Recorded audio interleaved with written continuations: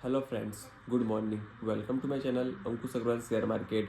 बात स्टार्ट करते हैं यूएस के मार्केट से। तो यूएस के मार्केट में तेज़ी देखने को मिली, स्पेशली वहाँ के टेक शेयर में उछाल देखने को मिला, जिसके चलते नेस्डैक 2% की तेज़ी देखने को मिली और S&P 500 भी अप्रॉक्स 1% तेज़ी के साथ बंद हुआ और डाउ में भी तेज़ी देखने को मिली, 0.31% तेज़ी के साथ बंद हुआ। और उसके चलते गिफ्ट निफ्टी रिफ्लेक्ट कर रहा है 0.2% पॉजिटिव इंडिकेशन। लेकिन देखना ये पड़ेगा कि ये इंडिकेशन जो दिखा रहा है वो ओपनिंग के बाद कैसा होते हैं, मार्केट कैसे सेटल होते हैं। लेकिन आज सबसे ज़्यादा फोकस रहेगा फेड के फैसले के ऊपर, जो अमेरिका में देर रात आएंगे। तो जो ज़्यादातर एनालिस्ट है वो मान के चल रहे हैं कि वहाँ पर रेट कट नहीं होगा, 0.25% जो एक्सपेक्टेशन था वो भी नहीं होगा। लेकिन फेड के कमेंट्री के ऊपर पूरा ध्यान रहेगा कि फेड कमेंट्री क्या करती है। अगर कमेंट्री पॉजिटिव रहेगा तो मार्केट पॉजिटिव वे में चढ़ेगा, लेकिन अगर कमेंट्री ख़राब रहती है तो मार्केट गिरेगा। अभी तो जो रेट कट नहीं होगा उसको मार्केट डिस्काउंट कर चुका है, ऑलरेडी प्राइस्ड इन है। लेकिन अगर कमेंट्री में कहीं पर फ़र्क पड़ता है तो गिरेगा, और अगर कमेंट्री अच्छा करता है तो चढ़ेगा। देखना पड़ेगा, होप फॉर द बेस्ट वाली बात है, क्या होता है। लेकिन बात करते हैं एफआईआई और डीआई की। तो एफआईआई और डीआई का काम दोनों का सेम है। मार्केट चढ़े गिरे ऊपर नीचे से कुछ मतलब नहीं है। डीआई को खरीदना ही है। डीआई 6814 करोड़ की कल बाइंग करे और एफआईआई तेजी के बावजूद कल 2895 करोड़ के सेलिंग करे। तो एफआईआई का मूड क्लियर समझ में आ रहा है, खाली बेचना ही है, और डीआई का क्लियर मूड समझ में आ रहा है, खरीदना ही है, बात कुछ भी हो। बात करते हैं doctor Agarwals health care limited IPO की, जो कि आज से खुल रहा है और क्लोज होगा 31 को। तो देखना ये पड़ेगा कि कैसा रेस्पॉन्स मिलता है। तो पहले समझते हैं। तो ये 3027.26 करोड़ का आईपीओ है, जो कि कॉम्बिनेशन है फ्रेश इशू और ऑफर फॉर सेल का। फ्रेश इशू है 300 करोड़ का और ऑफर फॉर सेल है 27.26 करोड़ का।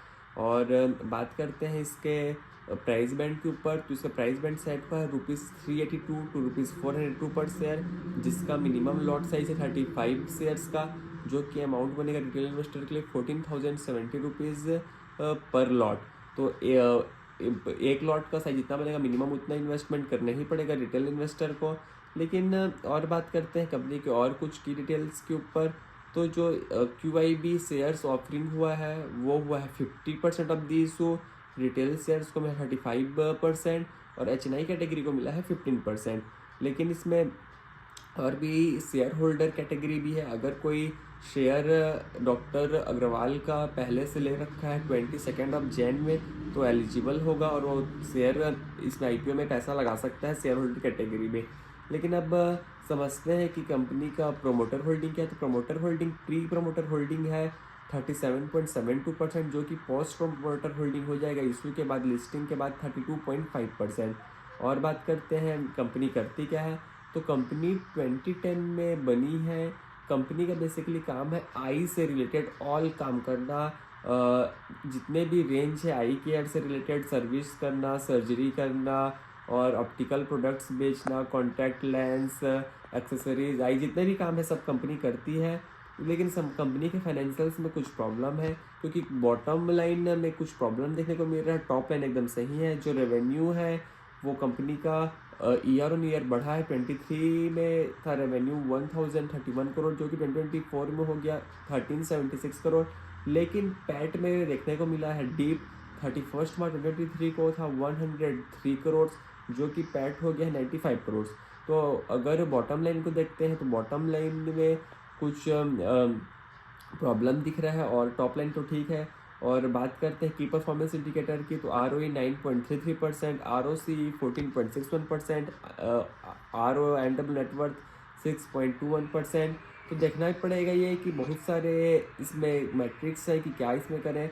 और IPO का PE जो भी है पोस्ट इशू बनेगा 160 टाइम्स। तो ये भी एक कंसर्न की बात है। लेकिन मेरे को लगता है कि जो ये इशू है वो पूरा फुल्ली प्राइस्ड है, रादर और ज़्यादा ही प्राइस्ड है। 160 टाइम्स का PE बोलने से ज़्यादा ही होता है। और ये जो हेल्थ केयर बिजनेस है उसमें एक प्रकार से जो एक प्रकार से इनका जो परफॉर्मेंस डीप देखने को मिला है। तो देखना ये पड़ेगा कि रेवेन्यू के फ्रंट में तो ठीक देखने को मिला है, लेकिन अगर जो प्रॉफिट अगर डीप होगा तो कंपनी कैसे मैनेज करेगी। कहाँ पर क्या खर्चा हुआ है। और फॉर द मोमेंट के GMP भी डाउन होते आ रहा है, 3% दिखा रहा है फॉर द मोमेंट के लिए। तो मेरे को लगता है अगर किसी के पास एक्स्ट्रा पैसा है तो वो लगा सकते हैं for the short term to long term, और किसी के पास अगर ज़्यादा पैसा नहीं है तो उसको अवॉइड करने की भी सलाह रहेगी। यहीं तक रखते हैं, आपसे कल फिर मुलाकात होगी, तब तक के लिए थैंक यू।